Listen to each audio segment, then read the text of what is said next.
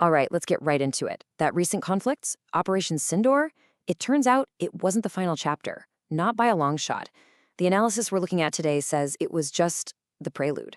So we're going to break down what the sequel, Sindoor 2, might actually look like. So here's what we're covering. First up, why another round seems pretty much inevitable. Then we'll get the verdict on Sindoor 1. After that, we'll size up India's war machine and then see how Pakistan has strengthened its own position. And finally, we'll put all the pieces together to see what Sindoor 2 could be. So why the certainty? Why is everyone talking like another conflict is just a matter of time? Well, the analysis is pretty clear. None of the core problems have gone away. And here's the kicker. The end of the last round wasn't a ceasefire. It was officially called a pause. Think about that. A pause just means you can press play again whenever you want. And this quote, wow, it really cuts to the chase, doesn't it? Far bigger, far deadlier. The source material we're pulling from doesn't mince words. It's saying a precedent has been set. A pattern of escalation is now in motion.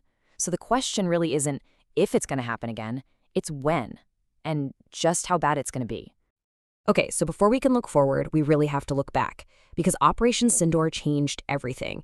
It wasn't just another skirmish, its outcomes have completely redrawn the strategic map. So what was the big takeaway from it all? Well, the analysis points to a few game-changing shifts. First, the perception is that Pakistan's military held its own, that it's now seen as a conventional peer to India. That's huge. Second, China didn't just sit on the sidelines. It gave open, decisive support to Pakistan, while the US and Russia stayed neutral towards India. And finally, a really big one. India's political leaders stepped in and took direct control of military operations. Okay, so with that new reality in mind, let's take a closer look at India's war machine, because the analysis we're exploring today paints a picture of a military that's, well, it's dealing with some very specific and pretty significant constraints. Now, hang on. Before we get any deeper, we need to get on the same page about a key military idea, the operational level of war. So think of it this way. You've got strategy at the top, that's the why and what we're fighting for, decided by politicians. Then you've got tactics at the bottom, that's the boots on the ground how of a firefight. The operational level is that crucial middle part. It's the art of the generals, connecting the big political goals to the actual fighting on the map. And that brings us right to the core argument of the analysis. It suggests that this critical middle ground, this art of generalship, has basically been handed over from the military to the prime minister's office. And what's the result? A huge constraint, in order to avoid direct military-on-military fights, all to keep things from boiling over into a full-blown war. And this is what that looks like in practice. You end up with two completely different mindsets. The argument here is that the Indian army has spent so long focused on the tactical level, counterterrorism, managing proxy wars, that it's taken its eye off the ball when it comes to preparing for a major, high-tech war against a peer. The focus, it's argued, has shifted from winning on the battlefield to, well, winning the story back home.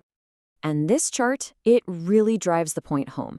The source defines a warfighting domain as an area where you can go head-to-head with a major power. By that measure, it rates India with 3 domains: land, air, and sea. Pretty standard. But look at China's PLA. They're rated at 7. We're talking space, cyber, the electronic spectrum.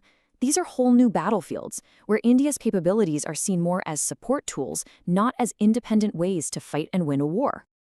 Okay, so that's one side of the coin. Now let's flip it over and look at Pakistan, because while all this has been happening, they have not been sitting on their hands. Far from it.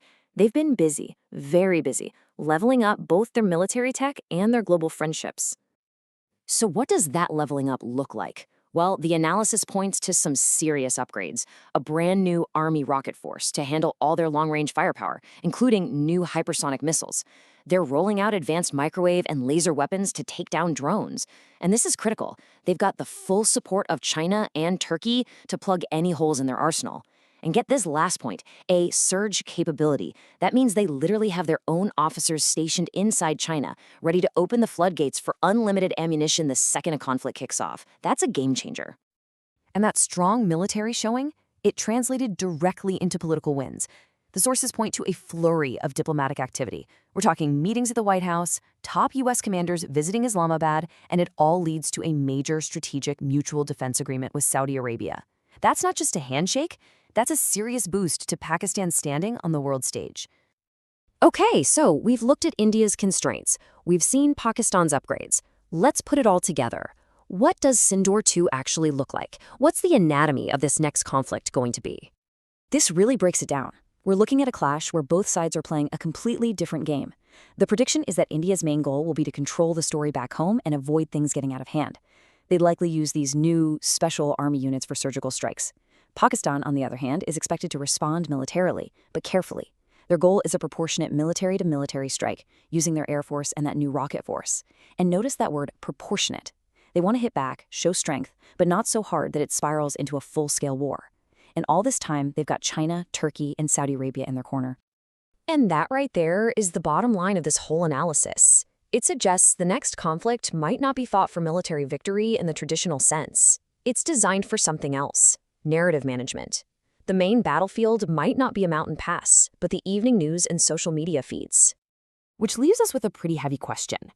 When a conflict's main goal becomes controlling the narrative, what does victory even mean anymore?